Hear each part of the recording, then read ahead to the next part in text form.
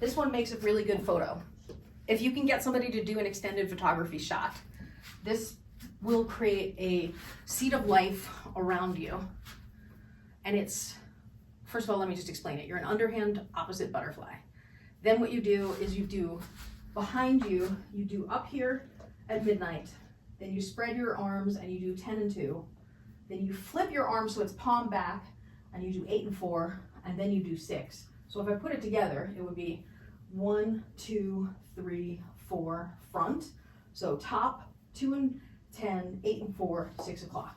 12, 2 and 10, 8 and 4, 6 o'clock. And you flip your hands when you're going from 2 and 10 down to 8 and 4, so that it goes from anterior up here to posterior down here, and then you're behind the butt. And then if you stand like this and you have somebody taking a photo using the rare curtain sync that we were talking about the other day, and they do it right, what'll happen is you'll see this, you'll have one circle here, and then you'll have 1, 2, 3, 4 circles behind you, and the way they overlap looks like a seed of life. It's a dope photo if they can get it.